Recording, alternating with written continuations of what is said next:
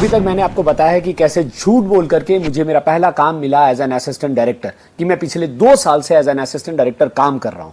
उसके बाद जब मैं शूटिंग सेट पे पहुंचा तो वहां मेरी मुलाकात हुई सुशील जी से। सुशील जी ने मुझे मेरा पहला काम दिया कंटिन्यूटी शीट लिखने का, जिसके बारे में मुझे बिल्कुल नहीं पता था।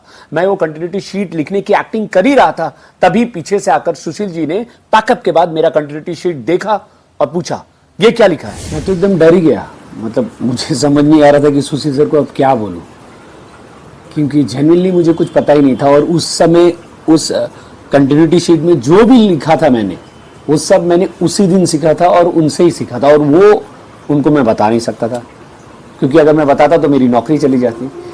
तो एक्चुअली समझ नहीं आ रहा था क्या करूं। और फिर एक चीज़ दिमाग में आया कि यार ऑनेस्ट हो जाओ, झूठ के पास वाला सच बता दो। और फिर मैंने झूठ के पास वाला सच उनको बताया।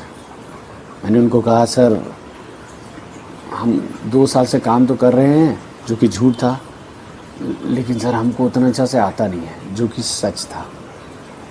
और मैंने उनको कहा कि सॉरी सर, उतना अच्छा से नहीं आता है, इसलिए नहीं लिख पाए। अगर आप हमको थोड़ा मदद कर देंगे तो हम अच्छे से लिख देंगे। लगा क्या हम स्कूल खोल करके बैठे हैं? मैंने sir sorry sir, please help कर दीजिए। चलिए ना चाय पीते हैं, चाय पीते हुए बात करते हैं। मतलब पागल है क्या, रात को समय हो गया, अब घर जाके खाना खाने का, तुम्हारे साथ बैठ के चाय पीना। चलिए सर कुछ खाते हैं ना, कुछ खाते हैं ना। तो दिमाग में चल रहा था कि पॉकेट में 50 रुपये हैं और किसी ना किसी तरीके से मैं सुशील सर को पटा लूँ और उनको कन्विंस कर लूँ उस दिन मेरे साथ कहीं बाहर बैठ के खाने या चाय वाय पीने के लिए। और इसी दौरान मैं कोशिश करूँगा कि कुछ एक चीज़ डिस्क्रिप्शन से रिलेटेड सीख जाऊँ, ताकि अगले दिन कंटिन्यूटी सीट लिखने में मुझे कोई दिक्कत ना हो। तो पहले तो वो नानुकुर कर रहे थे, लेकिन बाद में वो मान गए और फिर हम लोग गए एक चाय स्टॉल पे जो पास में ही था। हालांकि मैं चाय नहीं पीता, लेकिन फिर भी मैं ऐसा प्रिटेंड किया कि मैं चाय पीऊँगा साथ में। और फिर बाद में मैंने वहाँ बहाना बना दिया कि नहीं मुझे तो नहीं पीना, आप बताओ ना क्या पीना है, क्या खाना है। थोड़ा समोसा पाव ऐसा कुछ खिलाया था मैंने उनको। और फिर हम लोग बैठे और उसके बाद उसी दौरान हम दोनों डिस्कस करते रहे और मैं उनसे पूछता रहा, सर क्लोज क्या होता है, ये डिस्क्रिप्शन में कैसे लिखूँ, वो जो ऐसा शॉट लगा। अरे तो एकदम पागल है यार, तेरे को कुछ भी नहीं पता? मतलब नहीं सर हमको तो नहीं पता, प्लीज़ बताइए। आपके जैसा गुरु मिल जाएगा तो मेरा तो ज़िंदगी धन्य हो जाएगा। अब सुशील सर एज में तो थे बड़े आदमी, मतलब 40-45 साल के, और लाइफ में शायद उन्होंने उतना अचीव नहीं किया जितना वो डिज़र्व करते थे या फिर जितना उन्हें मिलना चाहिए था। तो ऐसे लोगों के पास ना बहुत सारी इन्फॉर्मेशन होती है शेयर करने के लिए, बस उनको थोड़ा सा ना मक्खन लगाने की ज़रूरत होती है। तो फाइनली मैंने उसको बोला, सर आपका तो बहुत बड़ा फ़ैन हो जाऊंगा सर, आप तो गुरु जैसे हैं हमारे लिए, प्लीज़ सिखाइए। और थोड़ा ऐसा उनके कैरेक्टर को थोड़ा लाल करने के बाद वो कन्विंस हो गया और उन्होंने मुझे धीरे धीरे सब चीज़ें बतानी शुरू कर दी। और मैं जितना हो सकता था उनको समझने की कोशिश कर रहा था कि क्लोज किसको कहते हैं। जैसे मैं उनको पूछता था, वो इतना बड़ा शॉट लिए थे, बोला अरे बेवकूफ़ उसको क्लोज बोलते हैं।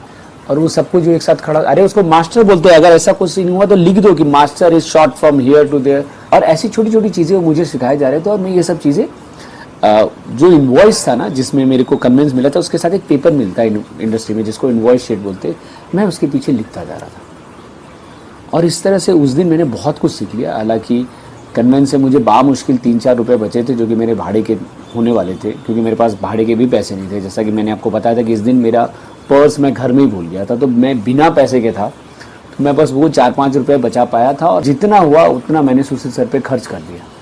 लेकिन उससे कहीं ज़्यादा सुशील सर ने अनजाने में मुझे दे दिया था नॉलेज।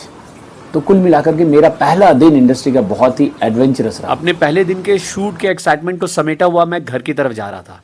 रास्ते में चलता हुआ मुझे बहुत सारे ख्याल आ रहे थे कि मैं आगे क्या क्या करूंगा, लेकिन इन सभी ख्यालों की हवा निकल गई जब मैं घर पहुंचा।